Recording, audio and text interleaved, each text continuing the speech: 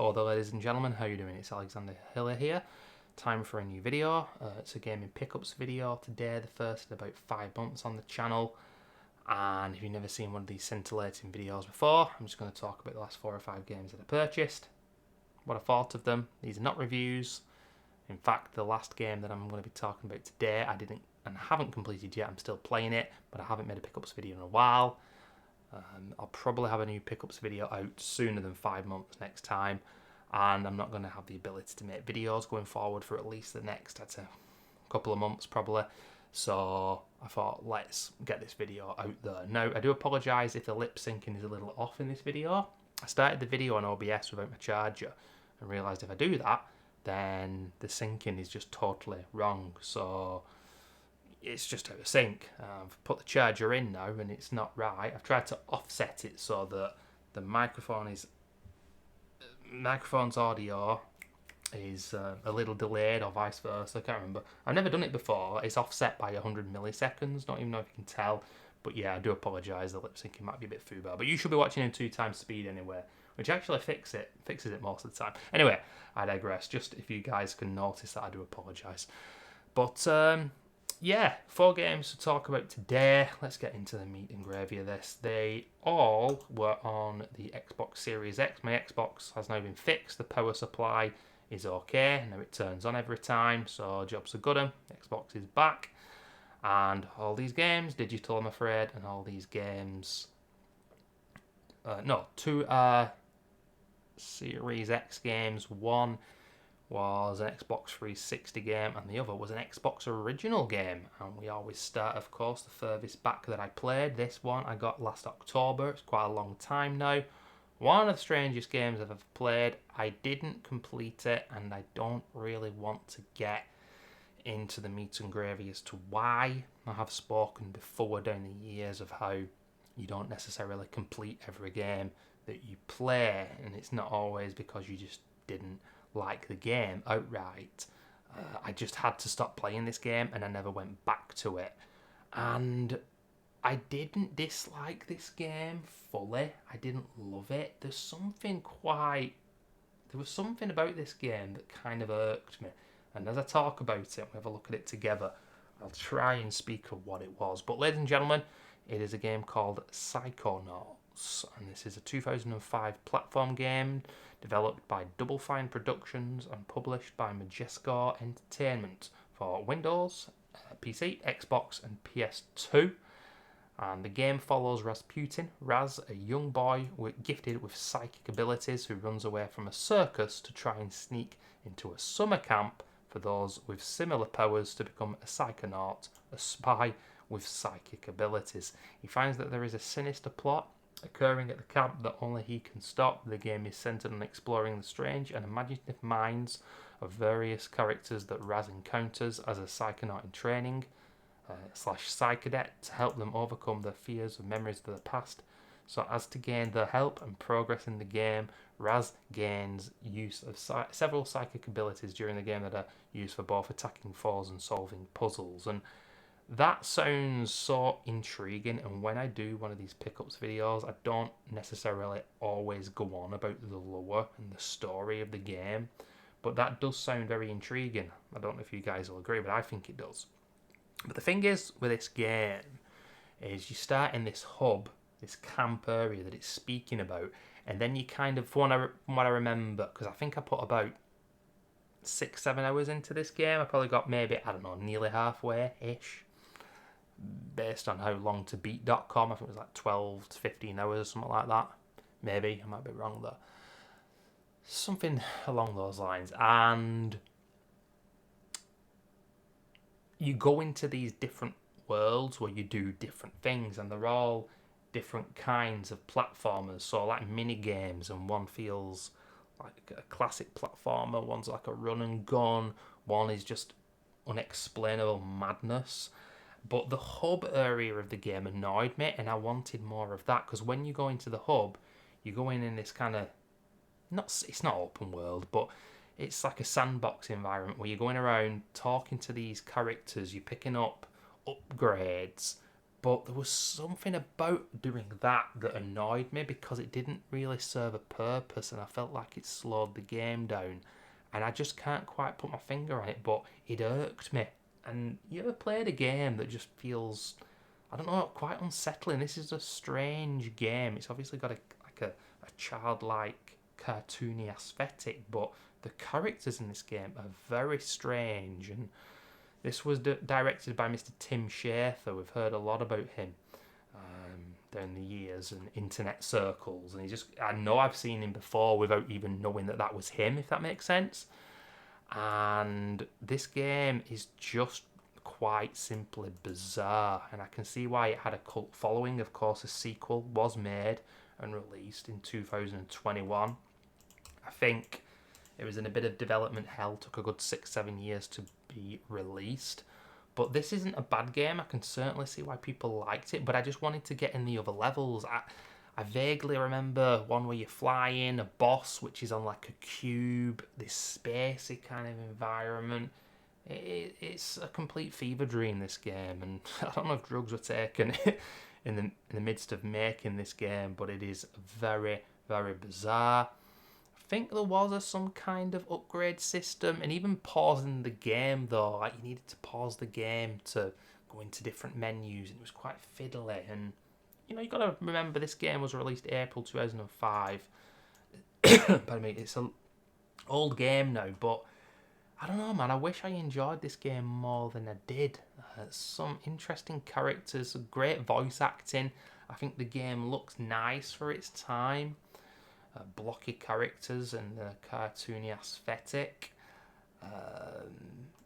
And it seems like here that it actually took a long time to start the game up and get it released for 2005. And there's a lot of information on the Wikipedia page in regards to this game. It got amazing reviews. I don't know if I'll ever go back to it though. The game was included as one of the titles in the book 1001 Video Games You Must Play Before You Die. That was in 2010. And yeah, I would recommend this game if you like certain kind of weird platformers. It just kind of bothered me though, the open hub aspect. I wanted to get back in the game and I felt like I was being slowed down, and I wanted to have more of a classic platforming experience. I can't quite put it into words why I didn't like it, and because of that I just don't think I'll ever go back to playing it. But we'll see. That's Psychonauts though, ladies and gentlemen. Certainly not a bad game, and I think there are people out there who probably never played it who might get a lot of fun out of it. But this next game, ladies and gentlemen, this is what the thumbnail of today's video was inspired by. It is none other than Cronos: The New Dawn, developed by Bloober Team and released last September 2025, and it is the first ever foray into the survival horror genre. With gunplay, that is. Of course, they were known in the past for games such as, let me just have a look here, Layers of Fear, the Blair Witch game, The Medium, another Layers of Fear. They're actually going on to make another Layers of Fear, Observer. Now, I don't think all those games got bad reviews, but I had a look at a lot of them, and especially ones like The Medium, I just thought they were generic,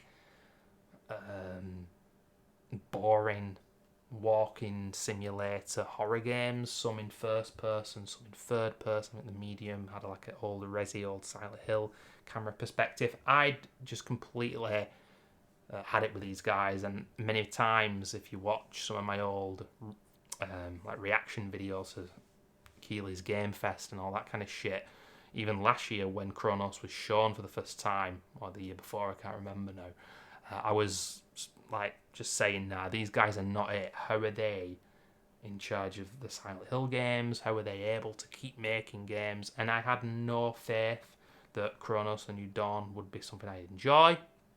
Game comes out, it gets pretty good reviews, and I thought, you know what, it's a game with gunplay. Everyone obviously just constantly going on about Dead Space, even though Cronos isn't in space.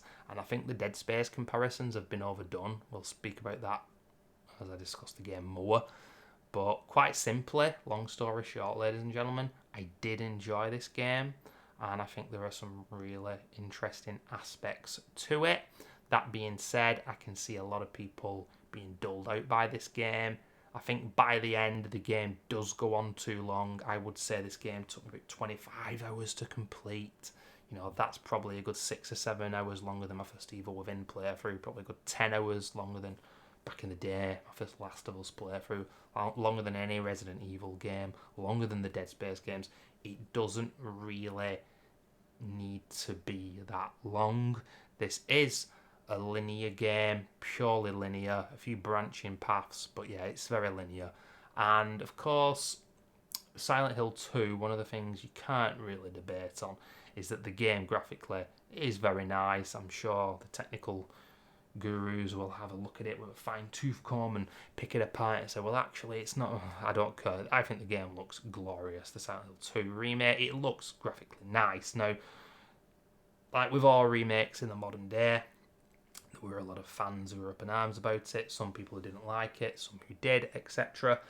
And I've no skin in the game because I didn't play the remake, Silent Hill 2, and I'm not sure that I will because they added a lot more combat to that game when combat is just not the reason people played it. If you take away the atmosphere as well, though, and you know the fog and the disturbing nature of so many ambiguous things in that game, then it loses something for sure. But of course, they had extra Konami money, probably, most certainly, to make Silent Hill 2. And with Cronos, they were on their own again. And as such, you can tell that Cronos graphically isn't quite as good as Silent Hill 2. It's still nice to look at, but it's got this kind of fart gas. Honestly, in the outdoor areas, there's this green fart gas that's everywhere. That's what I call it.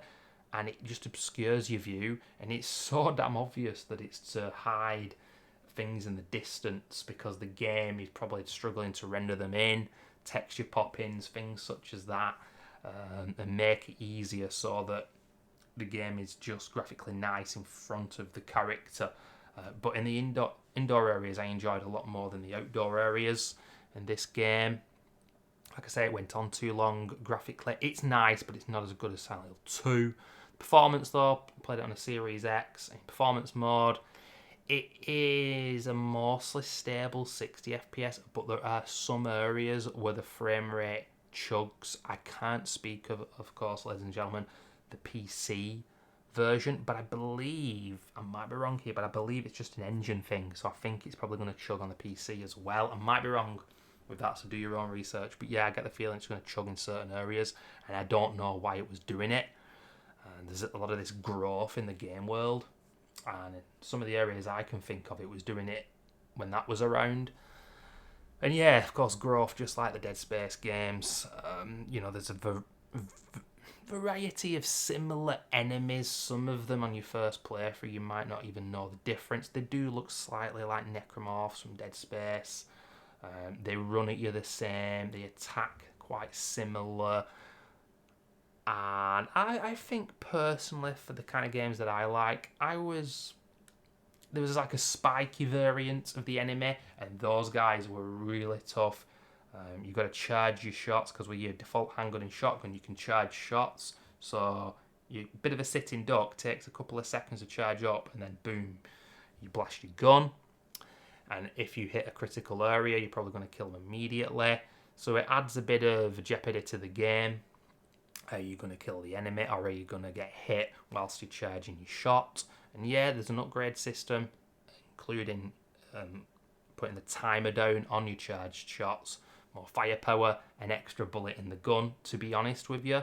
The very simple but fun upgrade system reminded me more of the Evil Within than Dead Space, and I appreciated it. And I really like, with this game, I've got to say, they actually went one further, in a way, kind of, than what Mikami did with Evil Within. Of course, in that game, matches such a satisfying mechanic.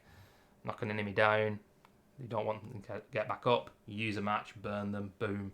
So good, so satisfying, so simple, but probably never see it in another Evil Within game, of course, because there never will be one. But in Cronos, the way that it works, you get like, what's it called now? There's a pyre, but there's also like a flamer fuel. I just call it flamer fuel. So, enemy supposedly dead on the floor, use the flamer fuel, boom, the enemy disappears. If there is an enemy alive and you use the flamer fuel, the one on the ground, the corpse gets burnt, disappears. The one that's standing will get burnt as well. It won't die, but it'll stun that enemy, and then they're weaker to be killed. There's also melee in this game, like the good old Dead Space stomp and punch. And they can kill enemies after about 5 or 6 swings like that. So yet again, it adds a bit of jeopardy. You can get a few different upgrades. They're called, I can't remember what they're called. You can get like essences, they're called, from dead NPCs in the game world. They've got different perks, more fire damage, moving faster whilst aiming. I can't remember the other ones, but you can have 3 at a time. That was cool. There's a collectible, or a bunch of collectibles where you find cats, you stroke the cats, and you've got a save room where you keep your cats. That's obviously old school Resi inspired, and Evil Within from the DLC where Kidman has her cats. And yeah, I like that aspect of the game. The pyres, you kind of shoot them out, so you can use them as a defensive weapon, or just shoot straight directly at an enemy. It blows up. You can increase that radius of the bomb as well. The resources in this game are very, very limited. It really doubles down. So if you are someone who does like limited ammunition like I do, you are constantly struggling in this game. I have played it a couple of times more now this game. I've still not completed hard. I'm going to get onto that in a minute. But yeah, trust me, you are going to be crafting constantly. And it does get crafting pretty satisfying. Well done, I would say. This game, you never feel comfortable, but you've always just about got enough. There's a save box as well, where you can store items, Resident Evil again. And yeah, like I say, this game has got a sprinkling of Silent Hill and Resident Evil and Evil Within, Dead Space, and a lot of survival horror games that I love. The story is absolutely batshit insane. I think it's a serviceable story. It's pretty complicated, and I don't mind that. But there are certain aspects of it and certain characters, one in particular, that really pissed me off. Also with this game, you can skip the cutscenes, but there are a few particular ones that you can't skip. Now, I would love to bring this to the channel as a walkthrough. I've not completed hard mode yet, but I need to speak of what is this obsession in gaming with not... Well, you can complete the game in pure new game on hard difficulty, but now everyone is doing New Game Plus on hard. So you die quickly, but your weapons are upgraded. But where's the satisfaction of completing a game on its hardest difficulty in New Game? It's just laziness from these devs. And with Resident Evil Requiem, I can't remember if you can just play New Game Plus Insanity. I think you can. I don't like it. I don't like it at all. And a lot of the time I've refused to actually complete these harder difficulties in New Game Plus. But the ball's hard in New Game.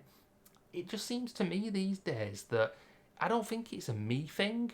I don't think it's a thing for other gamers, although the modern audience might struggle, of course. But I want to have that satisfaction of completing a harder game naturally. But it just seems like the harder difficulties are now made with New Game Plus in mind. And in my opinion, that takes away all the fun. So with Cronos, the hard difficulty, it supposedly balls hard, but most people have played it New Game Plus. I'm not going to bring a New Game Plus project to the channel because I love, in these kind of games, what do I upgrade first? What would I recommend to upgrade first for people? It's a contentious point. It's something to discuss when I make a walkthrough. It's something that I really like to do with these kind of games that I love. But maybe I'll try and see. I'll definitely play this a few more times, Cronos. And who knows, maybe within the next 12 to 18 months, I could bring it to the channel as a walkthrough. I would really love to, but don't hold me to it. And will there be a sequel? Well, apparently they've sold over 600,000 units now. That's nothing to sniff at for a new franchise survival horror. It wouldn't surprise me if by the end of 2026 we're looking at 1 million plus sales. I don't know if that's good or bad for a company of this size with Bloober Team, but yeah, I'm keeping my fingers crossed. And of course, let us not forget, these guys are remaking Silent Hill. Now, I did complete Silent Hill 1 when I was a kid. I don't know how, but I managed it. Unlike Silent Hill 2, which I played and never completed back in the day. I wonder what they're going to do with the camera perspective, because that is going to be really intriguing. I think they'll just go third person over the shoulder, and some Silent Hill fans just don't like that. And I respect them having that opinion. Anyway, Cronos: A New Dawn, would I recommend it to survival horror fans? I know I've got some on my channel. I would say it's been on offer a few times now in the last year, this year, 2026. I'd say give it a go. It's got a nice locale as well, set in Poland. So you're not getting Japanese horror, you're not getting American horror here. You're getting some good old Slavic horror instead. Some really nice locations. Cronos: A New Dawn, I do recommend it overall. I know there's a lot that I've not spoke of in the game, but we've got to move on to the next game now. And the next game, ladies and gentlemen, what can I say?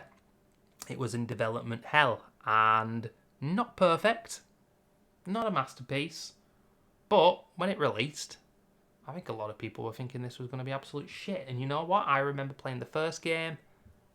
I stopped playing it. I wasn't that interested. But in 2013, early 2013, when I played the first game, I liked a lot less variety of games, and I wasn't willing to experiment with games as much as I am now.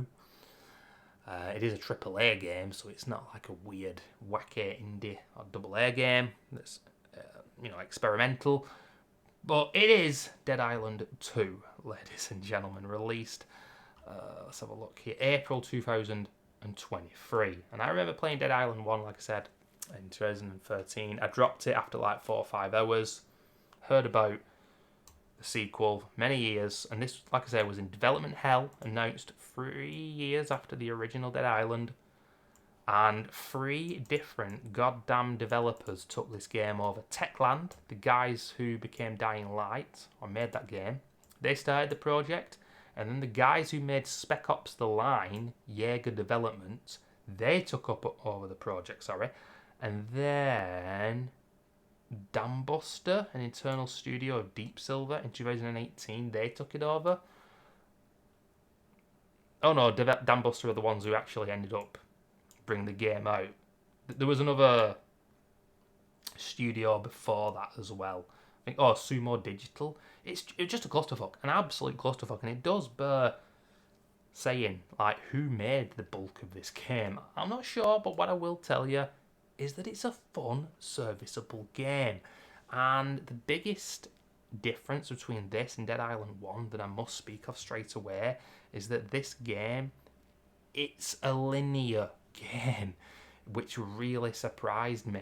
It's a linear sandbox kind of 360 era game, and that's not a criticism, of course. Anyone who knows me on the internet will know I'm not necessarily someone who thinks all open worlds are better. The original game was a vast open world.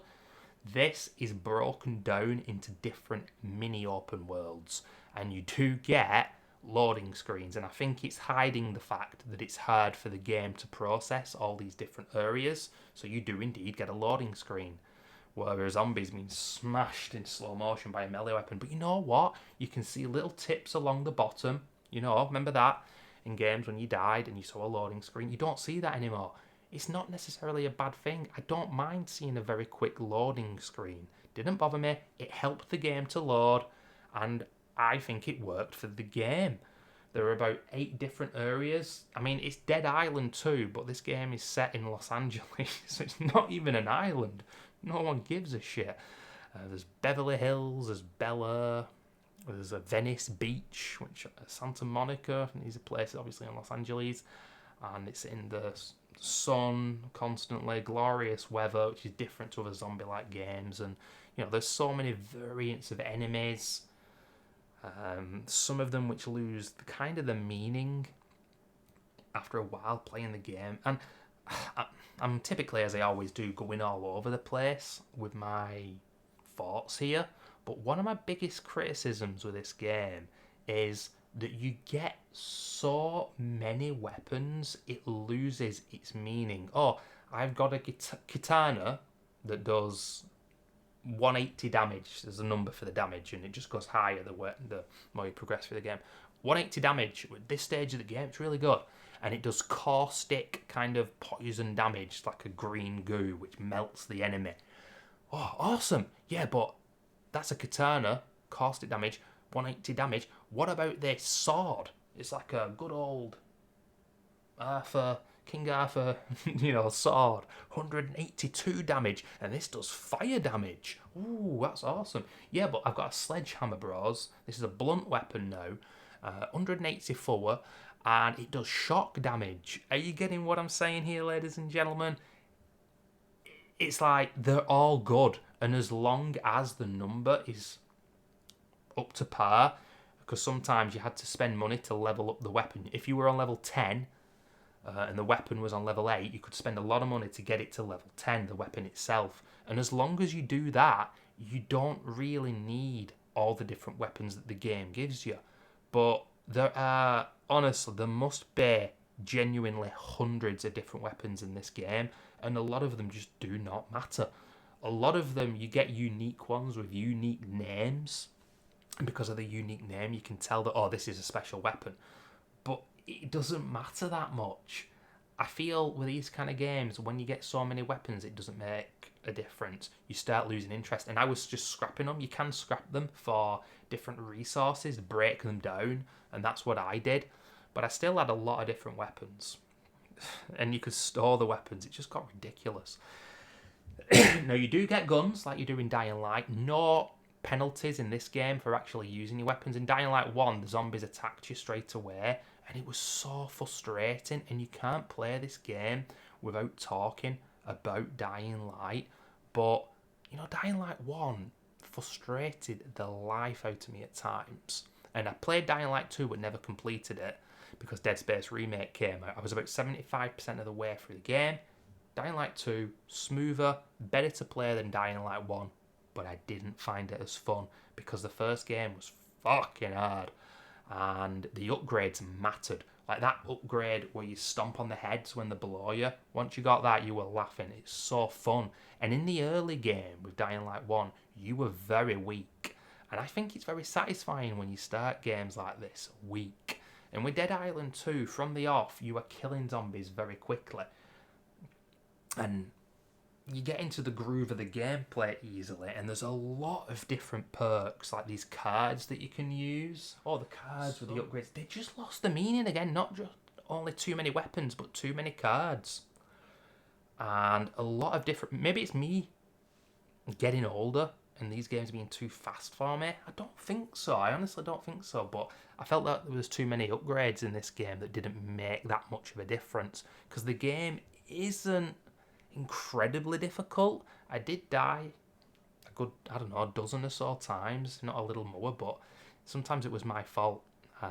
There's the rage meter as well, Fury I think it's called, where it builds up on kills, and then when it gets to a certain amount, you press both the analog sticks down, and you can go absolutely apeshit, kind of like Doom, really, whatever it's called in Doom, where you just kill everything quickly.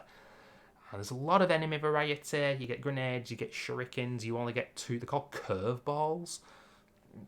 They were fun, but yet again, a bit too many of them. And it just started to lose its meaning. And I think the game is too long, even though a lot of open world games, pure open world games, like 80, 90, 100 hours. This took me 40 hours. I got nearly every achievement. I routed the game. 1 or 2 achievements I didn't get, but it went on too long. And for me, with this game, the side quests were amongst the worst things in the game. It's not a game with interesting side quests at Dead Island 2. You get to play as about 7 or 8 different characters, ladies and gentlemen. One of them is an Irish woman with tattoos. One of them is a firefighter who's actually really a big scaredy cat. There's a few that aren't as interesting. There's one that reminded me of that rapper that got killed a few years ago, that XX-Tension, whatever his name is, called Bruno. But I went with a guy called Jacob, the guy on the front cover, the black guy with dreadlocks and everything. As soon as I heard the English accent, I was in on it. And nothing quite like making you feel at home than a Nigerian Londoner, ladies and gentlemen, because I actually looked him in IMDb. He's originally from Nigeria. This guy, I can't remember his name, But his performance in this game was absolutely hilarious. If you're going to play this game, you should play as Jacob for the laughs. But I watched other people play this game at the same time as me online, which is called Carnage, and he played as the Irish woman. And the voice acting in this game, it's just very light-hearted. It's very silly, and it's just fun to play. It's a good, fun, dumb zombie game. That's what I wanted. Never going to win any awards, but you know what? Apparently they're making Dead Island 3 now, and I hope it releases in the next 4 or 5 years, and the devs of this game deserve it because they proved everyone wrong and made a good game. The story of this game, it's not a bad story, but Christ almighty, no one really gives a damn about the story, and as well, you don't really feel much for the story until the end, where it becomes quite interesting. But yeah, Dead Island 2, fun game. If it was up to me, if I had the ability to change and tweak the game, I would strip it back and not give you as much, because it's a complete power trip. But that kind of takes me out of the fun of the game at times. But I enjoyed it overall. And now, ladies and gentlemen, the last game I'm going to talk about is a game that a couple of years ago everyone was going mad for the sequel. It's a pure testosterone game, ladies and gentlemen. A testament to good old linear video games and some big burly blokes. And it does indeed make me want to play Gears of War again. I lost Gears of War 2 and 3 in the Great Flood, and I'm going to buy them again because they're dirt cheap. It's Warhammer 40,000 Space Marine, and this is the original game, ladies and gentlemen, released in 2011, and it also says here on Wikipedia a third-person shooter hack and slash video game. It was developed by Relic Entertainment, published by THQ, and obviously PS3, PC, and 360. I'm playing the remastered version, which was released June 2025, so it's very much nearly a year now. 35 quid. As soon as this happened, the remaster of the original game, I was like, well, I'm going to wait till the price comes down. I am very excited to play the sequel, but I want to play the first game first. £8.74, it went on offer last week, and now I'm playing it. Now, there are, I believe, 16 chapters, and I'm currently at the start of chapter 9, so I'm slap bang in the middle of the game. And you know what? This is ultra linear, big dumb fun, constant shooting. The game looks nice. Obviously, it's a remaster. I can't speak of the original. I think the game looks nice. The shooting is pretty cool. The guns are pretty cool. You replace certain guns. You see these weird kind of... can't explain what they look like a little monument or something. You go up to them. The game gives you a different gun, but it will replace one of your guns. You don't get to choose which gun that is. The game does. And it was quite interesting because yesterday, my last session of the game, it replaced a gun that I only got an hour before, but I've got other guns that I've had since the start of the game. So that was weird, but that's obviously just a decision from the devs to do that. And who am I to complain? I'm enjoying the game. I don't think it's going to be a masterpiece. I don't think I'm going to adore it. But ultimately, the second game apparently improves on the first game in every single which way.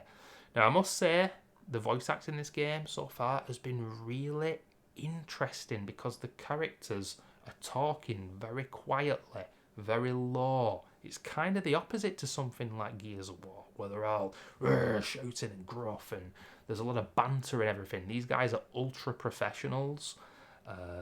They're all British as well. No American accents in this game. They're all British. Oh, yes. Mark Strong, who is a well-known actor. I think he's the guy you play as. Apparently it's a different guy in the sequel, but it's all very quiet, the voice acting in this game. Yet they're just slaughtering all these orcs. Now, that is something that I will say. There's about 4 or 5 different variety of enemies, but you are slaughtering a lot of the same enemies. The achievement list is just kind of a cumulative, get certain amount of kills. Apparently for Warhammer fans, this game does, I don't know what you'd say, the lore of the game world is something that the Warhammer fans were happy with, because of course Warhammer, there are so many different video games, And of course, you've got the tabletop games as well. It's something I know nothing about. I just got this because the second game was so hyped up and well liked, and people were really excited for it when it came out. And it's my kind of game, you know, third-person shooter, of course. I'm really enjoying it, not adoring it. Let's see where it goes in the second half. But you do get these jetpacks as well that allow you to hover in the air and you stomp down on these enemies. The grenades in this game are unbelievable. You see just loads of orcs go into the middle of a grenade, whoop, throw it out, boom. It goes off straight away. Some of the best grenades I've played in the game, to be honest with you. But, you know, I'm just looking here at Warhammer 1. Good reviews, but Warhammer 2 got even better reviews. It looks a lot better. There's some iffy reviews there, but there was a lot of talk. And that's my talk of Space Marine 1. Like I say, I'm only halfway through the game, but there was a lot of talk about it being like a buff, macho game. But like I say, these are professional characters, you know, they're all about the task in hand. There's no banter, like I say, like there is with Gears of War. And I love the banter between Bird, Cole, Dom, Marcus, and whoever it is in the other games. But this game strikes a different tone, but totally reminds me, obviously, of Gears of War at the same time. But we'll see. Space Marine 2, it's currently on offer as well, only 18 quid. But I don't want to buy both at the same time. I don't want to play both at the same time. You know, I've seen it at that price quite simply. I know, probably later this year, might get into it early next year, it'll go on offer again and I'll play Space Marine 2 as well. I'm enjoying it though, having good fun. We'll see how much I love it by the end. And as well, ladies and gentlemen, in the midst of all that, I did buy, of course, Resident Evil Requiem. Not spoke about it in this video though. If you want to know my thoughts on Resident Evil Requiem, watch till the end of the video. There's going to be a link to my Requiem review that I did a month or two ago at the end of the video, and as well a highlights. I did a 3-part series of just highlights without my commentary on the game, and I'm so conflicted with Requiem. I really am conflicted. Sometimes I want to play a game that's Grace's gameplay, sometimes I want to play a game Leon's gameplay, both of them together though. I think it kind of inadvertently hurts the game, and I don't think it's the masterpiece that everyone's saying it is, which is a shame because gameplay-wise, there are elements of it that are definitely the best Resident Evil game in a long time. But ladies and gentlemen, like I have been saying, I did put out a community post. If you are seeing this video the week that I am making this video, I'm probably not going to be around much in the next month or two, not going to be able to make many videos. Jeff Keighley and the PlayStation, Xbox Gaming Summer Fests, I'm not going to be able to react to, so I'm devastated, but I will be watching. I'm like watching cause reactions, and yeah, that's where I'll be, but I'm devastated. As well, the new Walker's Crisps, not been able to get my hands on retro football. One of the most fun projects that I've done in the last 2 or 3 years, FIFA 98 Road to World Cup, ISS Pro Evolution 2, and ISS Pro 98, those 3 separate football projects. I had a blast on all of them. Pro Evolution Soccer 4 is coming to the channel. Absolute cinema, ladies and gentlemen. Masterpiece. Anyway, thanks for watching. See you soon.